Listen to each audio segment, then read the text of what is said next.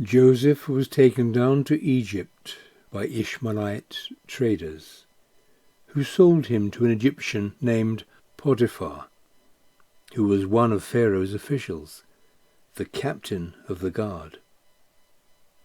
The Lord was with Joseph, who trusted the Lord, and everything Joseph did flourished as he served in the household of his Egyptian master.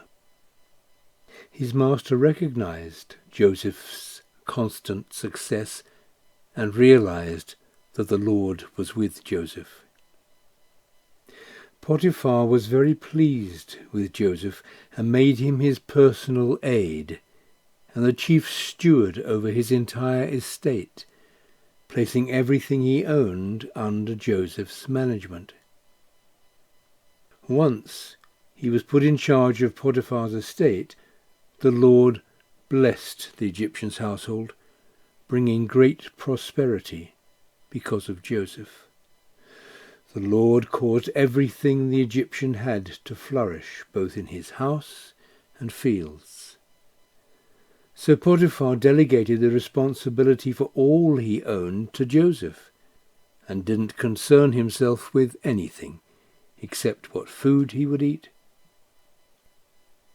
Joseph was a well-built and handsome young man, and Potiphar's wife began watching him with lust in her eyes, and eventually said to him, "Come and have sex with me."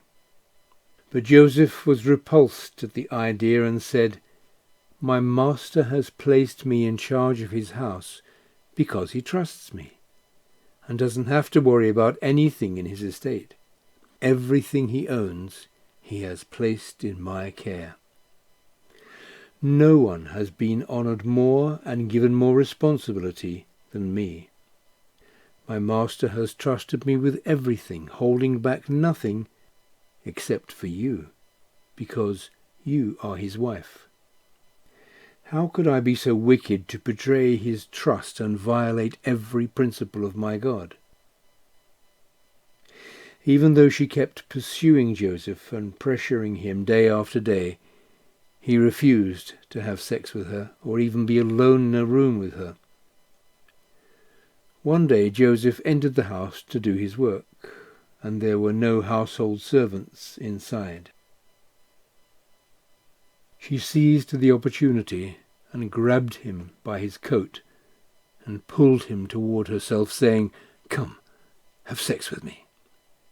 He immediately pulled back, shedding his coat to get away from her, and ran from the house, while she was still holding on to his coat.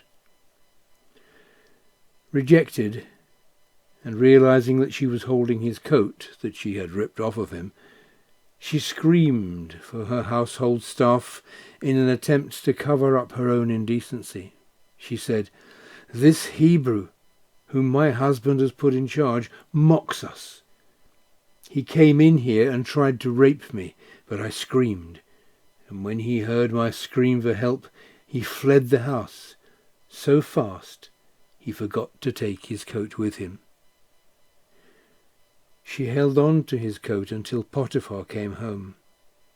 Then she told him this story. "The Hebrew slave whom you put in charge tried to rape me, but when I screamed for help, he ran away and left his coat behind."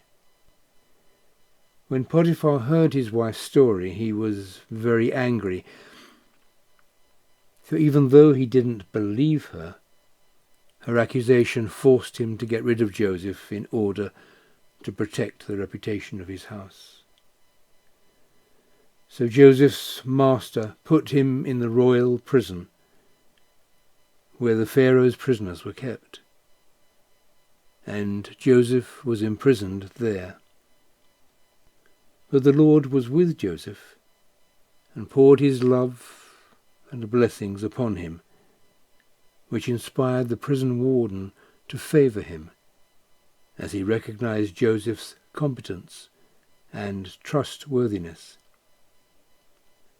So the warden put Joseph in charge of all the prisoners and made him responsible for all prison operations.